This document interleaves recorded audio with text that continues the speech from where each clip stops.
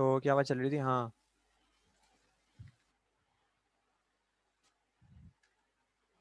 तो आहिस्ते आहिस्ते खत्म होते रहते हैं CD4 सेल्स, और इम्यून सिस्टम पे कोई फर्क भी नहीं पड़ता है, इसलिए कोई सिम्टम भी अपीयर नहीं होता है, वो दूसरे इन्फेक्शन से लड़ भी रहा होता है।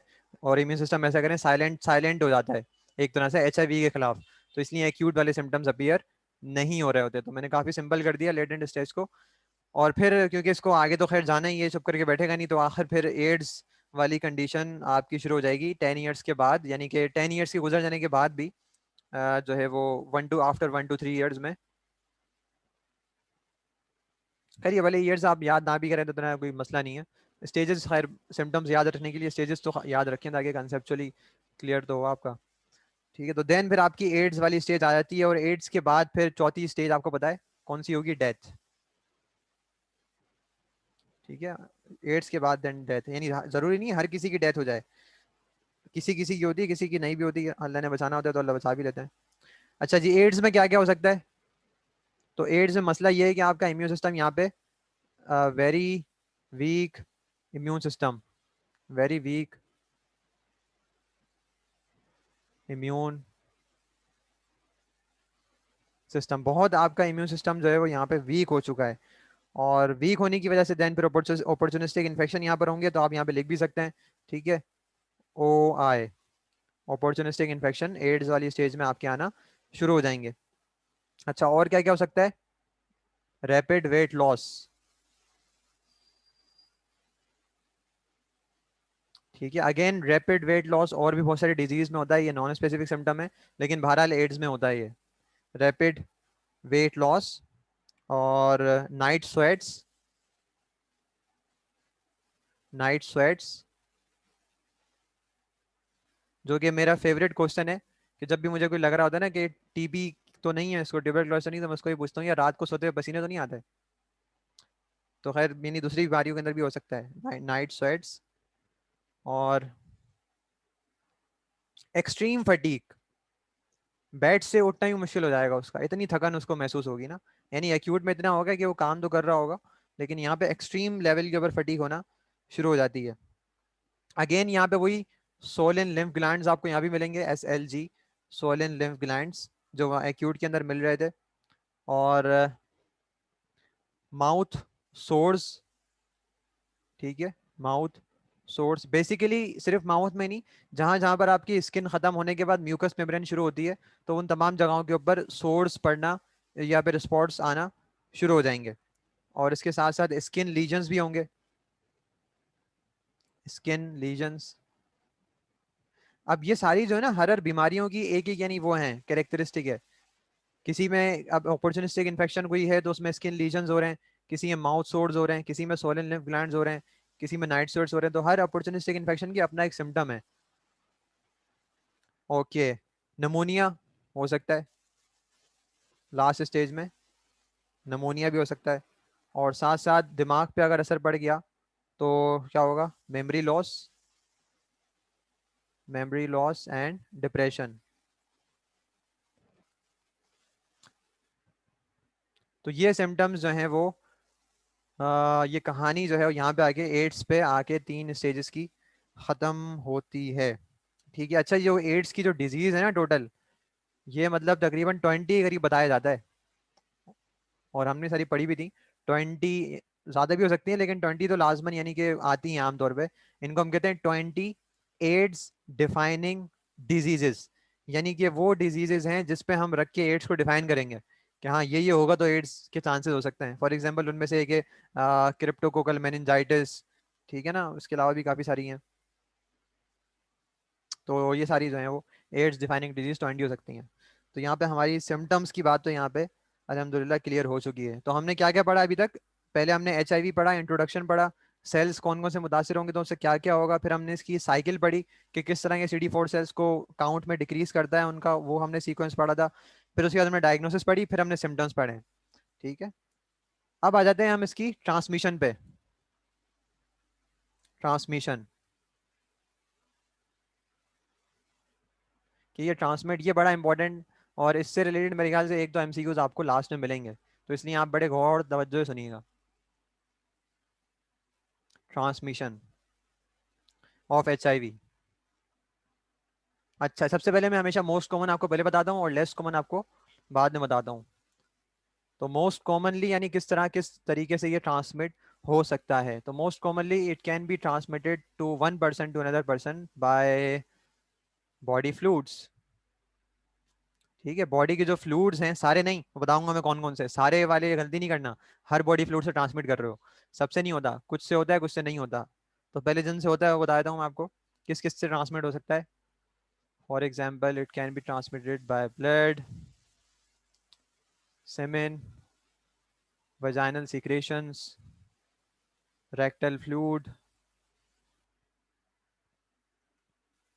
तो यहाँ यहाँ से, और साथ साथ ब्रेस्ट मिल्क। ठीक है, तो this is the most common trans mode of transmission of HIV by body fluids. तो इन फ्लूइड्स के जरिए हो सकता है, जिनके जरिए नहीं हो सकता वो मैं आखिरी में बताऊंगा। ठीक है, क्योंकि जिनसे नहीं हो सकता वो याद रखना ज़्यादा जरूरी है एज कम्पेयर टू जिनसे हो सकता है। ठीक है। अच्छा, अब ये क्या है, ये बेसिकली जो है वो, यानी यही लिख देता हूँ मैं कि सेकंड में नहीं जा रहा मैं, कि इट इज़ एन STD। ठीक है, AIDS is one of STD, sexually transmitted disease. ठीक है, तो ये भी आपको बात याद रखनी है। अच्छा, सेकंड मोस्ट कॉमन क्या है इन IVD यूजर्स।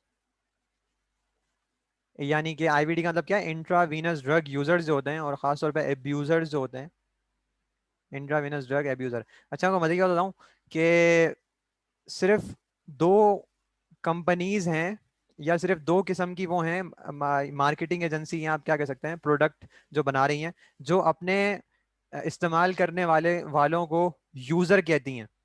ठीक है, एक तो कंपनी है ड्रग्स की। ठीक है, यानी कि एडिक्टिव ड्रग्स जो होती है ना, कोकेन, हीरोइन, ठीक है, हशीश वगैरह, ये वो एम्फेटामीन, ये सारी यूजर्स कहते हैं कि हमारे ड्रग जो इस्तेमाल कर रहे हैं यूजर्स हैं। और दूसरी है सोशल मीडिया। मैंने आपको हिंट दे दिया, अब आगे आप खुद समझदार हैं। ठीक है, आगे मैं अगर शुरू हो गया तो फिर मैं लेक्चर पूरा ऐसे ही खत्म कर दूंगा। तो IVD यूजर्स, तो जो सिरिंज में लगा रहे होते हैं ना, एक दूसरे की सिरिंज इस्तेमाल कर रहे हैं, और इस तरह करके, तो डेफिनेटली ब्लड के जरिए वो ट्रांसमिट हो रहा होता है। तो it is secondly most common किसमें, IVD यूजर्स में। और यहाँ पर आप इसको कह सकते हैं कि शेयरिंग ऑफ नीडल्स। एक इंजेक्शन आपने किसी पेशेंट को लगाया, वो HIV इन्फेक्टेड था, आपने वही किसी और को लगा दिया। ठीक है, तो इससे क्या होगा, HIV ट्रांसमिट हो जाएगा। अच्छा जी, थर्ड हमारे पास क्या है, by blood transfusion. Blood transfusion, blood transfusion. ठीक है ना, ब्लड अगर ये देखना बहुत ज़रूरी है भाई, ब्लड किसी का ट्रांसमिट हो रहा है ना, तो देख लो कि भाई इसको HIV तो नहीं है, इसको हेपेटाइटिस BC तो नहीं है। ठीक है, इस तरह और जो ब्लड से ट्रांसमिट होने वाला इन्फेक्शन है वो तो नहीं है। तो ब्लड ट्रांसफ्यूजन के थ्रू भी ट्रांसमिट हो सकता है। खैर, इसकी बहुत ज़्यादा प्रोटेक्शन की जाती है पाकिस्तान के अंदर भी, कि कोई डिजीज़ फ्री ब्लड होना चाहिए बिल्कुल। तो इसके काफ़ी चांसेस यानी बिल्कुल नियरली अप्रॉक्सीमेटली कम होते जा रहे हैं, ख़त्म होते जा रहे हैं, क्योंकि इसकी केयरफुल बहुत इसको देखा जा रहा है आजकल। ओके, फोर्थ जो मेथड है वो है हमारा फ्रॉम मदर टू बेबी। ठीक है, मदर टू बेबी। ओके, अब आप बताएं कि ये मदर टू बेबी जो ट्रांसमिट हो रहा है, ये ड्यूरिंग द प्रेगनेंसी होगा या फिर ड्यूरिंग ब्रेस्ट फीडिंग होगा। दो तरीके ना ट्रांसमिट होने के, या तो माँ के पेट के अंदर है तब हो जाए, या फिर जब माँ ब्रेस्ट फीड करा रही है अपने बच्चे को तब हो जाए। तो आप लोगों के क्या ख्यालात हैं इस हवाले से, ज़रा शेयर करना चाहेंगे।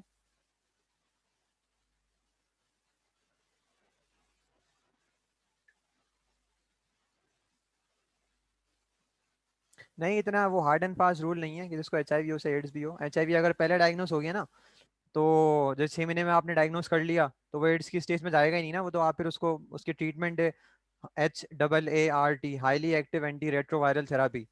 तो उसको फिर हम ट्रीटमेंट दे के बाकायदा पूरा प्रोसीजर करके हम उसको, we can save the patient by going into the stage of ads.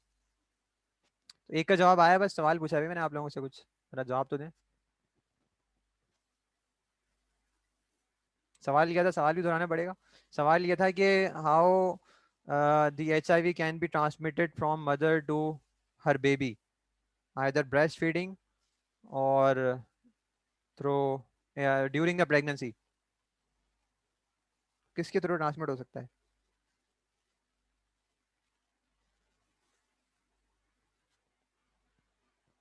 ठीक है, माशाल्लाह होशियार हो गए हैं आप लोग तो। दोनों के थ्री हो सकता है ना, क्योंकि ब्लड पूरा प्लेसेंटा कनेक्टेड है, आपकी अम्बिलाइकल कॉर्ड कनेक्टेड है, ठीक है ना। तो वो ब्लड आ भी रहा है जा भी रहा है, तो हमने कहा कि ब्लड के थ्रू भी तो ट्रांसमिट हो सकता है। और ब्रेस्ट मिल्क हमने लिख ही दिया, खैर। तो इसलिए both pregnancy and while breast feeding transmit हो सकता है। अच्छा, तो ये तो वो तरीके हैं जिससे ट्रांसमिट हो सकता है। अब वो तरीके जिनसे ट्रांसमिट नहीं हो सकता वो भी लिख लेते हैं ना।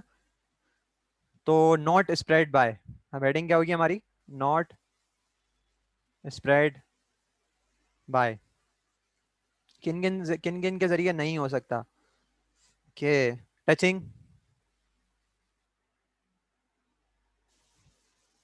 Hugging, sneezing, it is not a corona virus. ठीक है, तो sneezing, coughing,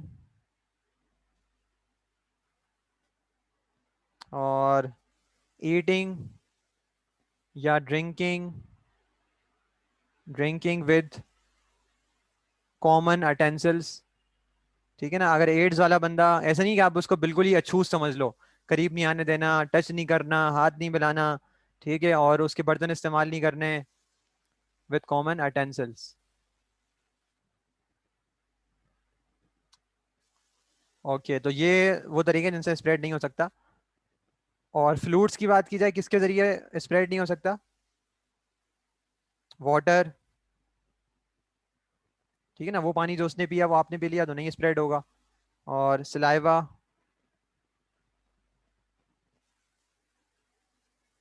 tears and sweat.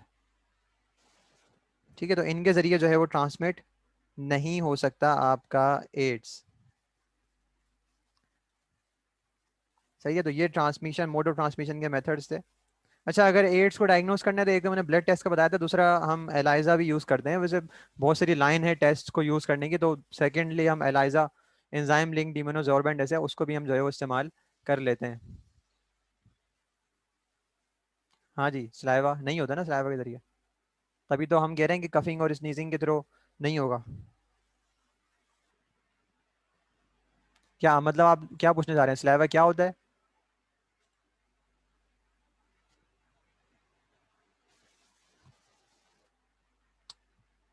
अच्छा जी, तो ये हमारा एड्स का टॉपिक तो खत्म हो गया। अब हम शुरू करते हैं नेक्स्ट टॉपिक, वायरस। जो हमारे इंट्रोडक्शन है, कैरेक्टरिस्टिक्स हैं, स्ट्रक्चर हैं, वो क्या हैं, तो उसको हम स्लाइड से पढ़ेंगे ताकि जल्दी हम उसको कवर कर लें और एमसीक्यू उसकी तरफ आए अगेन। वो टॉपिक भी इंपॉर्टेंट है, क्योंकि मैं मुझे लग रहा है कि आपके उस टॉपिक से भी काफ़ी सारे एमसीक्यूज जो हैं वो गलत हो सकते हैं। अच्छा जी, तो हम क्या करना है हमें, स्क्रीन शेयर हुई हुई है,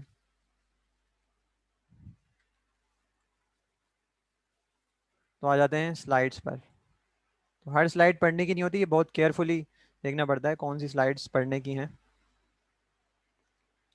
ओके, सो वायरस क्या है? An infective agent that typically, मैं कुछ बोलता भी रहूंगा और जब मैं बोल रहा हूँ तो काइंडली वो आप लिख लीजिएगा, ठीक? सारी बातें स्लाइड्स के अंदर मौजूद नहीं होंगी, कुछ मैं आपको बताऊंगा भी वैसे, ठीक है ना। So an infective agent typically consist of a nucleic acid molecule in a protein coat. ये सिंपल डेफिनेशन है। अच्छा हाँ, मुझे याद आ गया। क्या आप, मैंने जो आपको बताई थी चीजें, आपके बगैर देखे बता सकते हैं कि कौन सी चार चीजें जरूरी हैं किसी भी एंटिटी को सेल का दर्जा देने के लिए? हमने डिस्कस की थी आई थिंक, जब हम बैक्टीरिया डिस्कस कर रहे थे। क्या आप लोगों को वो याद है? चार चीजें हमने बताई थी कि जरूरी हैं सेल का दर्जा देने के लिए किसी भी चीज को, तो पहले कौन बताएगा? चलें जी, स्पीड देखते हैं किसी तेज है। और इसीलिए फिर हम वो चीजें देखते हुए वायरस को फिर साइड में कर देंगे भाई, ये it is not a cell, it is non cellular.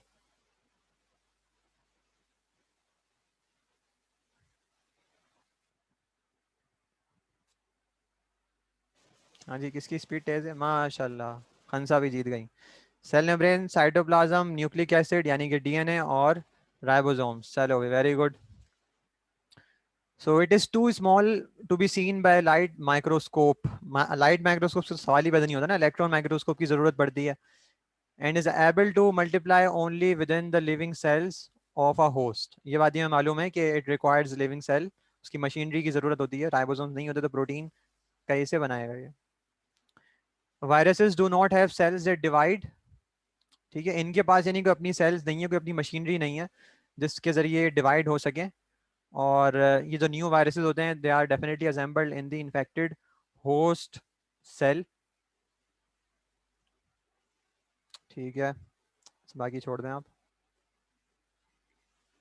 अच्छा, ये चीजें वायरसेस के अंदर आमतौर पर पाई जाती हैं। वायरस कंसिस्ट ऑफ 2 और 3 पार्ट्स। जीन्स होंगी, डीएनए, या तो डीएनए होगा या तो आरएनए होगा, ठीक है, दोनों नहीं होंगे। और प्रोटीन कोट इनमें होगा जो कि इनकी जीन्स को प्रोटेक्ट करेगा। और कुछ वायरसेस में आपको एनवेलप भी मिल सकता है लिपिड्स का। अब एनवेलप में बेसिकली क्या होते हैं, लिपिड्स होते हैं, फैट्स होते हैं, लेकिन कुछ माइनर क्वांटिटी में प्रोटीन्स ही मिले जा सकते हैं। लेकिन अगर आपसे जनरल कोई पूछ रहा है कि एनवेलप किसका बना हुआ है, तो उसका मटेरियल क्या है, लिपिड या फैट। तो protein coat is another thing which is protecting the genes, and envelope is an other thing। ठीक है, जो कि हम उसको एक्सटर्नल मेम्ब्रेन से ताबीर देते हैं ना, कि एक्सटर्नल मेम्ब्रेन है। तो वो किसी वायरसेस में होता है और किसी वायरसेस में नहीं होता, कंपलसरी नहीं है कि वो सब में हो। देन वायरसेस की 3 तरह की शेप्स हैं, helical, icosahedral, to complex virus. अब बेसिकली मैं ये बता देता हूँ कि हेलिकल जो आपका वायरस है, वैसे आगे शायद दिया हुआ भी होगा इसमें, तो चलें अगर देख लेते हैं आगे होगा तो, वरना नहीं बताऊंगा मैं आपको।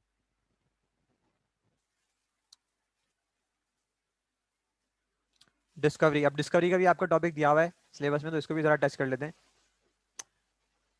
ओके जी, सबसे पहले जो फिल्टर यूज किया था, वो फिल्टर डेफिनेटली ऐसा बनाया गया कि जो जिसमें बैक्टीरिया आसानी से पास हो सके। ठीक है ना, तो बैक्टीरिया पास हो गए, फिर जो बाकी चीजें रह गई वो डेफिनेटली फिर वायरस की तरफ निशानदेही करी उन्होंने। तो पहले ये डिस्कवरी ये थी कि भाई हाँ, कुछ बैक्टीरिया से भी छोटे, तो बैक्टीरिया से वायरसेस छोटे होते हैं, ठीक है, बड़े नहीं होते हैं। तो पहले ये बात पता लगाई गई कि भैया बैक्टीरिया से भी छोटा एक ऑर्गेनिज्म है जो कि डिजीजेस कॉज कर सकता है, और फिल्टर पेपर से तो नहीं गुजर रहा। फिर उसके बाद दिमित्री इवानोस्की ने उसी टोबैको मोज़ेक वायरस को लिया, टोबैको प्लांट से, जो कि पत्ते जिनके बिल्कुल जो है वाइट हो गए थे, क्रश हो गए थे, तो वहां से फिर उसको निकाल के फिल्टर किया, पता लगाया भी हाँ ये भी एक वायरस है, टोबैको मोज़ेक वायरस, जो कि टोबैको के अंदर डिजीज कॉज कर रहा है। तो सेकेंडली ये 1884 के बाद 1890 तक ये कहानी पता चली। फिर हम 1899 तक प्रोग्रेस प्रोग्रेस जो है वो करके चले गए, और जिसमें ये पता लगाया गया कि they observe the agent multiplied only in dividing cells. ये एक बहुत बड़ा रेवोल्यूशन था, ठीक है ना, कि जब ये पता लगाया गया कि सिर्फ ये डिवाइडिंग सेल्स में रेप्लिकेट करता है, उसके अलावा नहीं करता। तो 1899 के अंदर ये पता लगाया गया, और फिर उसमें नाम रखा गया उसका ये, खैर। Okay, then early 20th century में ये पता लगाया गया कि viruses can also infect bacteria, जो बैक्टीरियोफेज वायरसेस होते हैं उनके बारे में पता लगाया गया। और देन फाइनली इलेक्ट्रॉन माइक्रोस्कोप जब इन्वेंशन हो गई, तो फिर बाकायदा हमने उसके स्ट्रक्चर को देख लिया, अभी आखिर वायरस होता कैसा है।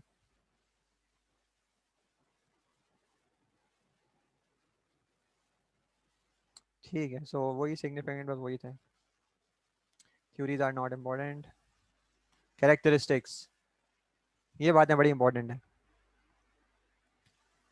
तो ऑब्लिगेट इंट्रासेल्युलर पैरासाइट्स हैं और बैक्टीरिया, बैक्टीरिया को भी हार्म पहुंचा सकते हैं, प्रोटोजोन्स को भी पहुंचा सकते हैं, फंगाई को भी पहुंचा सकते हैं, अलगा को भी पहुंचा सकते हैं, प्लांट्स को भी पहुंचा सकते हैं, और एनिमल्स को भी पहुंचा सकते हैं। तो सबके दुश्मन नहीं है viruses.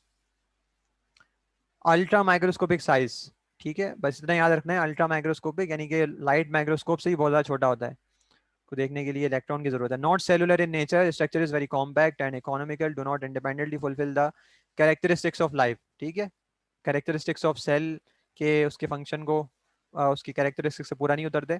Inactive molecules outside the host cell and active only inside the host cell, so they are just like inactive molecules और entities when they are outside the host cell. Basic structure इसका क्या है, consist upon protein shell capsid surrounding the nucleic acid core. ये यानी कि virus को सबसे आसान तरीका बताने का यही है। What are viruses, they are basically compose of nucleic acid core surrounded by a protein shell. और कैप्सिड। ठीक है, ये सबसे सिंपल तरीका है बताने का। दो चीजें बता दी, समझे, वायरस आपने पूरा बता दिया, फिर आपने एनवेलोप बताने की जरूरत नहीं है, कुछ भी बताने की जरूरत नहीं है। Nucleic acid can be either DNA और आरएनए बट नॉट बोथ। अच्छा जी, अब एनवेलोप मैंने आपको बताया ना कि जिस तरह एनवेलोप बेसिकली क्या करता है कि ये पूरे यानी कि कैप्सिड को सराउंड कर रहा होता है। तो आप एनवेलप के साथ ये लिख सकते हैं कि envelope which is made up of lipid, it is an external lipid membrane and it surrounds the entire capsid. ये पूरे कैप्सिड को सराउंड कर रहा होता है। ठीक है।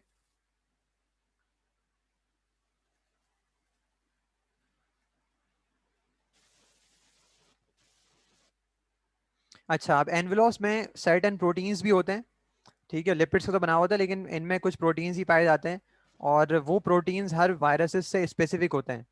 ठीक है, और वो बेसिकली वायरस की हेल्प कर रहे होते हैं कि वो होस्ट सेल्स के साथ बाइंड हो सके। ठीक है, तो envelopes also contain some proteins that are specified by the virus, जो कि वायरस की हेल्प करते हैं, which help the virus viral particles bind to the host cell.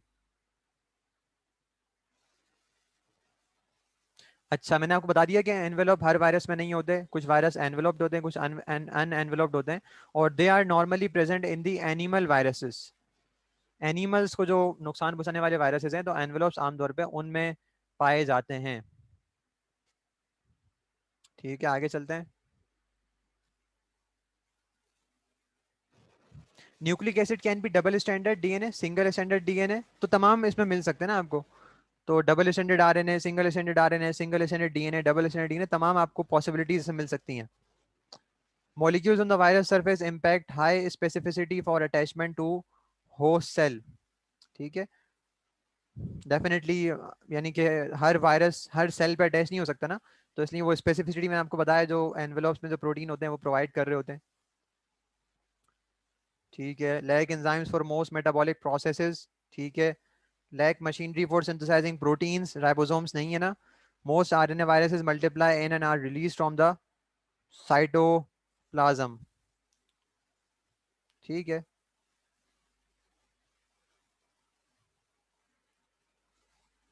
हाँ, ये थोड़ी सी इंपॉर्टेंट है। तो हमने बता दिया कि भी डीएनए आरएनए है कोर में, या डीएनए आरएनए और कैप्सिड है। सेल में बहुत सारी चीजें हैं।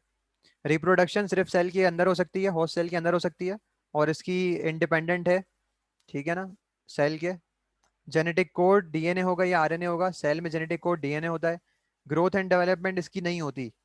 देखो, ग्रोथ है, अब आप बोलोगे मल्टीप्लाई तो होता है, मल्टीप्लाई हो रहा है ना। ग्रोथ का मतलब क्या है कि जिसमें सेल सेल की तादाद में इजाफा हो और सेल डिफरेंशिएट भी हो। क्या मतलब कि आपके मोनोसाइट्स कन्वर्ट हो जाए मैक्रोफेजेस में, आपके इमेच्योर आरबीसीज कन्वर्ट हो जाए मैच्योर आरबीसीज में। तो ऐसी डिफरेंशिएशन हमें देखने को नहीं मिलती, या फिर ग्रोथ, वायरसेस का साइज इंक्रीज हो गया, ऐसा नहीं हो सकता ना। तो ये बात बात बड़ी इंपॉर्टेंट है, इससे आप धोखा खा सकते हो कि भाई ग्रोथ एंड डेवलपमेंट तो होती है, मल्टीप्लाई होते हैं, लाइफ साइकिल होती है पूरी। नहीं, वो मतलब नहीं है लाइफ साइकिल का। मतलब ये differentiation and increase in number, तो ये नहीं होता वायरस में। ऑप्टेन एंड यूज एनर्जी, जरूरत ही नहीं है ना, माइटोकॉन्ड्रिया तो ना ऑप्टेन कर सकते हैं ना यूज कर सकते हैं, वो तो बस उस पर डिपेंडेंट होते हैं, सेल की जो एनर्जी होती है सारी उस पर। तो इनको कोई जरूरत नहीं है एनर्जी की। रिस्पॉन्स टू एनवायरमेंट, बेचारे क्या रिस्पॉन्स करेंगे। ठीक है, तो रिस्पॉन्ड रिस्पॉन्ड नहीं करते। चेंज ओवर टाइम, हाँ, चेंज हो सकते हैं। चेंज क्यों हो सकते हैं? क्योंकि इनमें जेनेटिक मटेरियल है, और जेनेटिक मटेरियल अगर है तो उसमें म्यूटेशन हो सकती है। जहाँ जेनेटिक मटेरियल होगा उसमें म्यूटेशन तो होगी होगी, और म्यूटेशन का मतलब क्या है? चेंज। तो म्यूटेशन अगर हो गई तो वो इनके चेंज, इनको जेनेटिकली चेंज कर सकता है, इनकी रेजिस्टिंग पावर को बढ़ा सकता है, कम कर सकता है। ठीक है ना, बहुत सारी तब्दीलियां आ सकती हैं, चेंज हो सकता है क्योंकि जेनेटिक मटेरियल इनके अंदर मौजूद है। No nucleus, no organelles, no cytoplasm और cell membrane, non cellular. Smallest infectious agent. ठीक है, और बस। इसमें वायरस का है, बैक्टीरिया सेल्स, सेप्टोकोकस। अच्छा हाँ, वन पे मिमी वायरस दिया हुआ है, 450 नैनोमीटर्स। ठीक है, फिर आहिस्ता आहिस्ता बढ़ते बढ़ते यानी कि 9 तक भी वायरस है। नहीं, मतलब कम होता जा रहा है ना, हाँ, कम हो रहा है। 9 तक, 9 येलो फीवर वायरस है 22 नैनोमीटर। और 10 पे हमारे पास क्या है, हेमोग्लोबिन का यानी छोटा सा मॉलिक्यूल है। ठीक है, और यानी कंपेयर किया गया है बेसिकली। बैक्टीरिया इतना बड़ा है वायरस के मुकाबले में, देख लो भैया आप। अच्छा, ये जो दिया हुआ है यीस्ट का सेल दिया हुआ है यहाँ पे ना, ये पूरा ब्लू कलर का यीस्ट का सेल, यानी यीस्ट का cell is much bigger than bacteria also. ठीक है, जिसमें इतने सारे वायरसेस भी आ सकते हैं और बैक्टीरिया भी आ सकते हैं और रिकेट्सिया भी आ सकता है।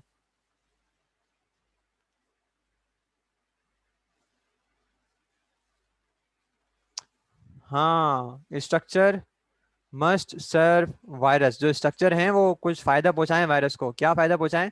It should provide protection for the genome. Protein core, जो प्रोटीन कैप्सिड जो है वो प्रोटेक्शन करे। It should allow virus to move from one host to next. ठीक है ना, एक होस्ट से दूसरे होस्ट तक जाने में हेल्प करे, ऐसा स्ट्रक्चर होना चाहिए। यानी कि लिसिस कर सके सेल्स की और आगे मूव कर सके। It should allow for attachment of virus on to new host. बस ये तीन मेरे ख्याल में ये काफ़ी है ना वायरस के लिए। तीन अगर ये चीज़ें पाई जाती हैं स्ट्रक्चर में, तो क्या होगा, आपका वायरसेस वायरसेस रहेंगे, वो अपने सारे फंक्शंस को परफॉर्म कर सकते हैं।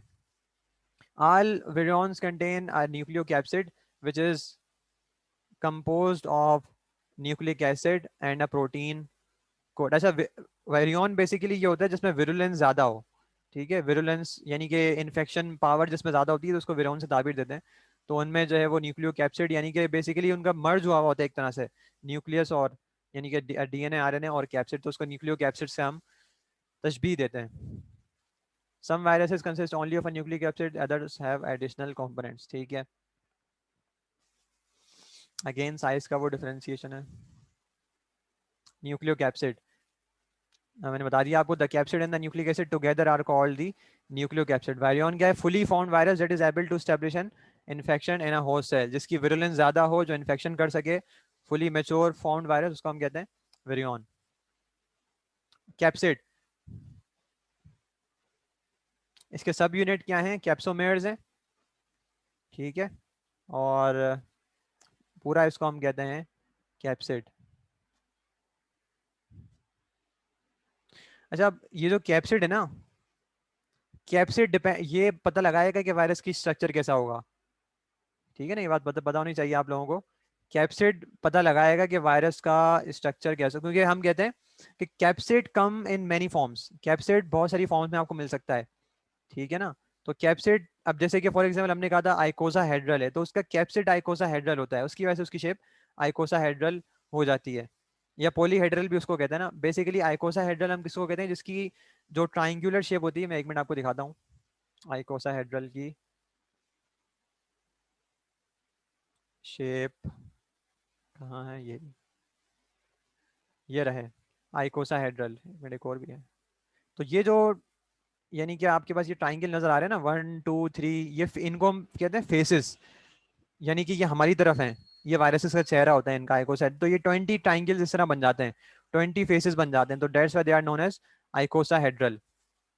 सो ये कैप्सिड्स की, अब ये आइकोसाहेड्रल कैप्सिड है, ये फिलामेंटस कैप्सिड, इस तरह ये हेड टेल बैक्टीरियोफेज कैप्सिड अलग से हो गया। तो आइकोसाइडल मैंने आपको बता दिया। देन आपका फिलामेंटस, जिसको आप हेलिकल भी कहते हो ना, हेलिकल स्प्रिंग की तरह होता है ये। तो ये आपका जो है वो हेलिकल वायरस है, या फिर फिलामेंटस वायरस है, फिलामेंटस कैप्सिड की वजह से। तो इनकी अपीयरेंस कैसे होती है? अपीयरेंस, दे appear like linear thin thread like appearance. ठीक है, फिलामेंटस वायरसेस की अपीयरेंस कैसे होती है? लीनियर, थिन और थ्रेड लाइक अपीयरेंस। और ये वायरसेस आपको, फिलामेंटस वायरस हाँ दोनों तरीके के हो सकते हैं, हेलिकल भी मिल सकते हैं, यानी कि इस तरह स्प्रिंग की फॉर्म में, और एक स्ट्रेट रॉड शेप्ड भी हो सकते हैं, जिसमें यानी कि बिल्कुल स्ट्रेट रॉड हो। तो filamentous viruses can be helical और रॉड शेप्ड। देन फिर हेड टेल वायरस है, जो कि बैक्टीरियोफेज वायरस कहते हैं। अच्छा, इसको मजे की बात ये है कि इन ये हेड टेल वायरस को हम हाइब्रिड कहते हैं between the filamentous and आइकोसाहेड्रल। Hybrid क्यों कह रहे हैं? ये ऊपर वाले इसका स्ट्रक्चर जो है ये क्या है? आइकोसाहेड्रल है। और ये वाला स्ट्रक्चर क्या है? फिलामेंटस है। ठीक है ना, तो इसलिए इसको कहते हैं hybrid between the filamentous and आइकोसाहेड्रल virus. So they basically consist of an icosahedral head attached to a filamentous tail. Head is icosahedral and tail is filamentous. तो ये क्या बन गया? Head tail viruses.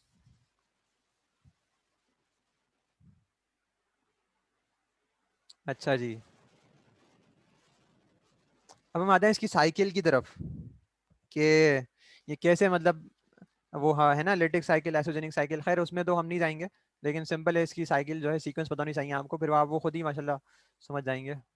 काफ़ी बातें बता भी हैं आपको लेटिक साइकिल एसोजेनिक की। सबसे पहला इसका क्या है, स्टेज स्टेप अटैचमेंट। पहले अटैच होगा, ठीक है। और अटैचमेंट में क्या करना है आपको, कि आपका वायरस बेसिकली वो जो रिसेप्टर थे वायरसेस के, यानी कि वायरस के जो प्रोटीन्स थे, यहाँ पे वो सेल का रिसेप्टर को आइडेंटिफाई करेंगे कि मुझे ये सेल अटैच मैं हो सकता हूँ उस पर या नहीं हो सकता। ठीक है ना, तो ये कम्युनिकेशन किसके दरमियान है, between the proteins of the virus present on the envelopes and the receptors of the cell. तो ये अटैचमेंट है, ये तो नीचे आप लिख लेना कि ये अटैचमेंट किस तरह हो रही है, binding on the receptors, receptor molecule on the cell surface. Then second क्या है, अटैचमेंट हो गई, देन सेकंड है एंट्री। ठीक है, अब या तो ये होगा कि पूरा वायरस अंदर आ जाएगा, या फिर एंट्री में ये होगा कि पूरा वायरस तो नहीं आएगा, सिर्फ वायरस अपना जेनेटिक मटेरियल जो रेड कलर का है वो अंदर छोड़ देगा। ठीक है, तो दोनों बातें हो सकती हैं, या तो पूरा वायरस अंदर आ जाए, या तो फिर सिर्फ जेनेटिक मटेरियल आपका अंदर आ जाए, कैप्सिड जिसके साथ आ जाएगा। देन थर्ड, थर्ड है आपका, इसको हम कहते हैं genome replication and gene expression.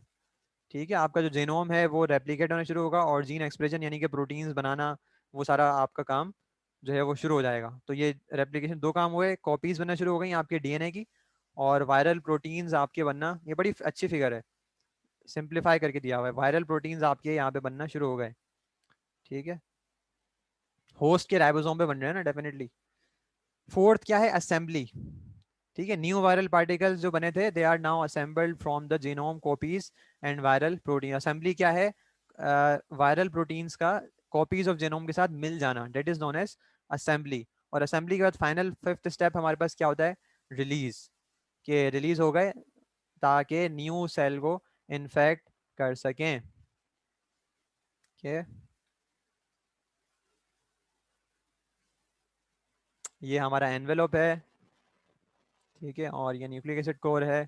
और तो पहले अब सीक्वेंस में क्या होगा, nucleic acid core, capsid, envelopes and then spikes. ठीक है ना, कुछ वायरसेस में इस तरह स्पाइक्स ही मिलती हैं आपको।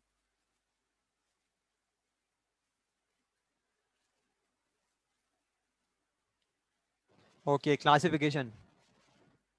देखो क्लासिफिकेशन को अगर आप वैसे याद करोगे जिस तरह आपकी बुक में दिया हुआ है, तो आपको पूरी जिंदगी याद नहीं होगी। ठीक है ना, लेकिन अगर आप इस तरह प्यार मोहब्बत के साथ चार्ट बना के याद करोगे, फिगर्स बना के, या फिगर बना लो, आपको देखो जिंदगी भर एग्जाम्पल नहीं भूलेगी। और नाम साथ में लिख लो आप, बड़े बड़े मार्कर से। ठीक है, डीएनए वायरस में पहले ऊपर लिखो डीएनए वायरस, एनवेलोप्ड और नॉन एनवेलोप, सिंपल हो गया। फिर जो एनवेलोप है आप दो लिख लो, फिर दो के अलावा आपकी बुक में अगर कोई एग्जाम्पल दी हुई है, आप सेफ साइड पे रहने के लिए वो भी लिख लो, चलो। ठीक है, लेकिन आपको याद रहेगा, यहाँ पे एनवेलोप के नीचे मैंने दो लिखे थे या तीन लिखे थे, वो ये थे।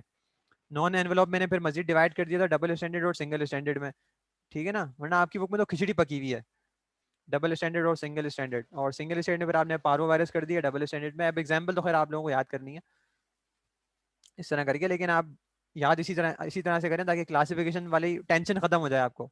देखिए अगर अभी थोड़ी सी, यानी कि आप जर्नल पे आप डायग्राम बना के कर लेंगे ना, तो टेंशन थोड़ी सी ज्यादा आपको शुरू के टाइम होगी, ठीक है ना, बनाना ये वो, लेकिन एट द लॉन्ग टर्म आपको वो चीजें सेव हो जाएंगी मेमोरी के अंदर आपकी, फायदा लॉन्ग टर्म होगा। थोड़ी सी परेशानी उठा ले, मुशक्कत बर्दाश्त कर लें, क्या हुआ। Then RNA viruses. सही है, तो RNA viruses they are mostly single standard, double standard कम मिलते हैं ना। पॉजिटिव, वैसे आपके लेवल की बात नहीं है, चलो बता दूं। पॉजिटिव सेंस क्या होते हैं भाई, कि वो डायरेक्टली जो कि ट्रांसलेट हो जाए प्रोटीन में विदाउट एनी कन्वर्जन, जिनको कन्वर्ट होने की ज़रूरत ना हो। और नेगेटिव सेंस आरएनए क्या होते हैं, कि जिनके जीनोम्स को कन्वर्ट करने की ज़रूरत हो बाकायदा, एक यानी कि मॉडिफिकेशन की ज़रूरत हो, तो उनको हम नेगेटिव सेंस आरएनए कहते हैं। आरएनए को भी उसी तरह हम लेके चलेंगे, enveloped and non enveloped, non enveloped single standard, double standard, single standard. और हाँ कुछ, अब जैसे रेट्रोवायरस है, तो रेट्रोवायरस को रिवर्स ट्रांसक्रिप्टेज की जरूरत पड़ती है, जो कि ट्रांसक्रिप्शन वाले प्रोसेस को उल्टा कर दे, डीएनए को आरएनए के बनाने के बजाय आरएनए से डीएनए बनाए। खैर हम रेट्रोवायरस नहीं पढ़ रहे इसलिए डिटेल में नहीं आएंगे, लेकिन खैर रिवर्स ट्रांसक्रिप्टेज जो एंजाइम है, it is use in the retroviruses. Single standard में ये एग्जांपल्स हैं, ठीक है। तो बड़ा आसान हो जाएगा आप लोगों के लिए, इस तरह करके चार्ट बना लें आप। स्ट्रक्चर, हाँ जी, ये एनवेलोप्ड वायरस इस तरह मिलेंगे आपको। नॉन एनवेलप्ड, जिनको हम नेकेड वायरस भी कहते हैं, वो आपको इस तरह मिलेंगे।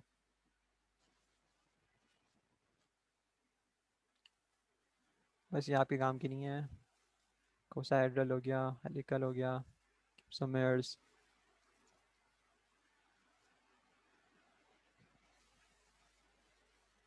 फंक्शंस ऑफ द वायरल कैप्सिड्स, बड़ी इंपॉर्टेंट बातें लिखी हैं। प्रोटेक्ट्स द न्यूक्लिक एसिड्स, ठीक है। Help introduce the viral DNA और RNA into a suitable host, ये भी काम है क्योंकि कैप्सिड आउटसाइड मौजूद हैं, और वो फिर वायरस को फिर वो ये भी डिपेंड करेगा, प्रोटीन्स डिपेंड करेंगे कैप्सिड के, वो पता लगाएंगे भाई किस होस्ट में दाखिल होना है, किस में नहीं होना।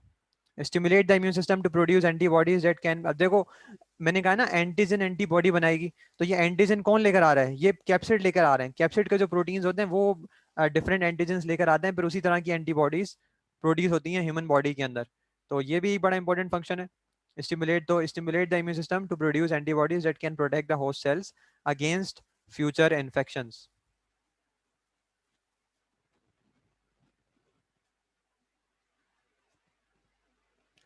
ठीक है, बस आगे नहीं चलना हमें। स्ट्रक्चर हो गया, क्लासिफिकेशन हो गई, डिस्कवरी हो गई। अब हम आते हैं एमसीक्यूज की तरफ, तो आप तैयार हो जाएं। अब मैं न्यू मीटिंग शुरू कर रहा हूँ ताकि ये एमसीक्यूज का लेक्चर टॉपिक जो है वो अलग से बन जाए। भाई छोड़ दो यार, कोरोना एनवेलोप पे क्या करना है तुम्हें।